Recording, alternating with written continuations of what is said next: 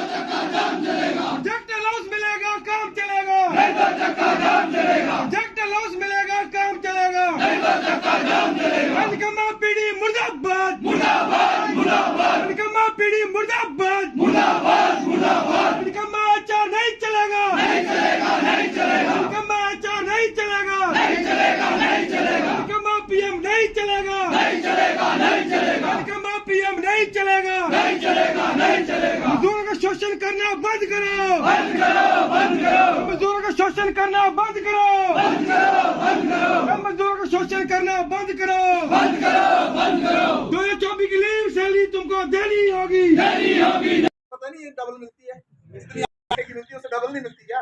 Double ही मिलती। कानून है ना पुराना, लेकिन कानून में लिख दिया है डबल डबल भूल जाओ। अगर वो कानून लागू हो गया, संसद में बन चुका है, नहीं मिलनी है। भीमचंद जी जितनी 8 घंटे की तनख्वाह है, काम 12 घंटे करना जैसे कर रहे हैं, तनख्वाह डबल ले रहे हैं, लेकिन तनख्वाह मिलेगी 8 घंटे। लेबर ऑफिस बचेंगे नहीं, जहां आप जाके जो है न्याय की मांग करो। हड़ताल आप कर नहीं सकते क्योंकि नए कानून में लिख दिया है।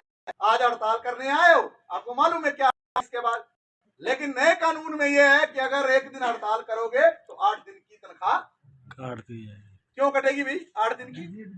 मैं एक दिन एब्सेंट रहता हूं तो मेरी एक दिन तनख्वाह कटनी चाहिए ना जी, यही है ना रूल दुनिया जी, पूरे दुनिया का रूल है ना कि एक दिन एब्सेंट तो एक दिन तनख्वाह, 2 दिन एब्सेंट तो 2 दिन की तनख्वाह, 3 दिन एब्सेंट तो 3 दिन की तनख्वाह। तो मोदी ने क्यों बनाया ऐसा कानून कि कोई मजदूर जो एक दिन हड़ताल करेगा तो उसकी तनख्वाह कटनी चाहिए? क्यों बनाया था? ये है वो 45 करोड़।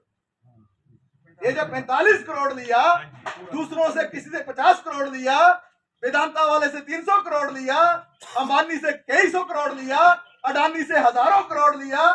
जब उनसे इतना ले लिया तो उनको फायदा देने के लिए क्या बोला कि मजदूर को तो मैं कर लूंगा सेट, तू चिंता ना कर, तू अपनी दादागिरी जो करना चाहता है कंपनी कर। अगर ये उठेंगे, खड़े होंगे, हड़ताल करने जाएंगे, मैं इनको करने नहीं दूंगा। पहली बात यह है कि इन पे मुकदमे दायर करूंगा, जेलों में ठूस दूंगा, और अगर उससे भी नहीं डरेंगे ये, तो जब 8 दिन की तनख्वाह काट दूंगा तो मजदूर क्या बोलेगा बाद में, यार क्यों जाना हड़ताल में? क्योंकि अगर जो 4 दिन हड़ताल पे चलेगी तो पूरे महीने की तनख्वाह गई। समझे बात को? कानून कैसे बदले जा रहे हैं अमीरों के पक्ष में, कंपनियों के पक्ष में, चल रहा है हमारे देश के अंदर। हमारे देश के अंदर क्या चल रहा है देखो, आप तो कंस्ट्रक्शन सेक्टर से जुड़े हुए लोग हैं, L&T का नाम सुना है ना, लार्सन एंड ट्यूब्रो कंपनी। उसका मुखिया क्या बोल रहा है, सुब्रमण्यम, वो बोल रहा है मजदूरों से कम 15 घंटे काम करवाना चाहिए एक दिन का। हफ्ते का बोल रहा है वो 90 घंटे। तो आपको मालूम है हफ्ते में एक दिन छुट्टी होती है ना, वीकली ऑफ होता है ना अकॉर्डिंग टू रूल। आप करते हो ड्यूटी, उसका आप पैसा ले लेते हो, अलग बात है, लेकिन अकॉर्डिंग टू रूल क्या होता है, 6 दिन ड्यूटी की वीकली ऑफ। 6 दिन ड्यूटी के बोलता है वो कि 90 घंटे ड्यूटी करो।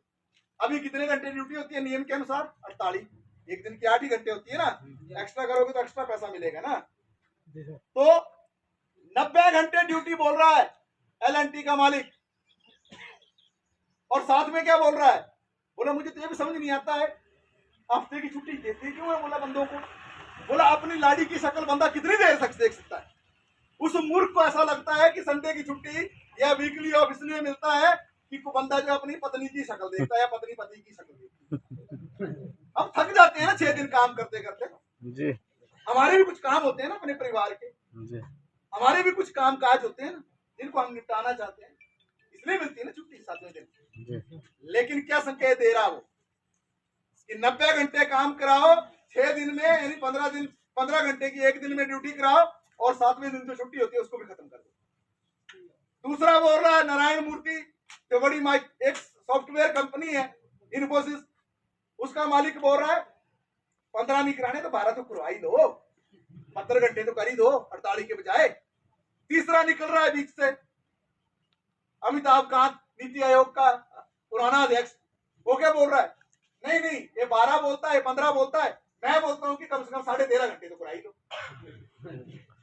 दुनिया में अभी काम के घंटे कितने चल रहे हैं यूरोप के मुल्कों में, फ्रांस में, जर्मनी में, स्विट्जरलैंड में, बेल्जियम में, डेनमार्क में, नॉर्वे में, ये जो बड़े विकसित मुल्क हैं, यहाँ तो ड्यूटी के घंटे जो है 5 घंटे भी है, 6 घंटे भी है। दुनिया में काम के घंटे हो रहे हैं 8 घंटे से कम, 6 घंटे, 5 घंटे।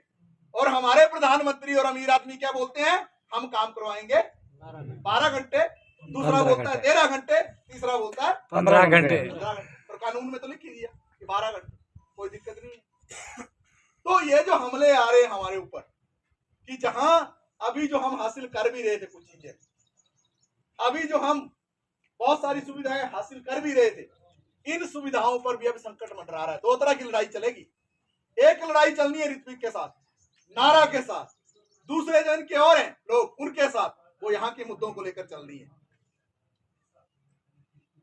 डस्ट अलाउंस दो, प्रोजेक्ट अलाउंस दो, ईपीएफ लागू करो, ईएसआई लागू करो, ठीक है, अच्छा रहने की व्यवस्था दो, लंच के लिए जो है प्रॉपर बैठने की व्यवस्था दो, रेस्ट रूम दो, टॉयलेट बाथरूम दो, ये लड़ाई चलनी है ना, और ट्रांसपोर्ट की सुविधा दो। एक लड़ाई तो चल रही है, लेकिन ये लड़ाई जोड़नी पड़ेगी उस लड़ाई से दूसरी से, क्योंकि ईपीएफ तो तब लागू होगा ना जब ईपीएफ का कानून बचेगा। वहां पर तो खत्म हो रहा है। अब नए कानून में ईपीएफ में पैसा 12% से घटाकर 10% कर दिया, तो 10% आपका, तो 10% मालिक का, कितना हुआ 20।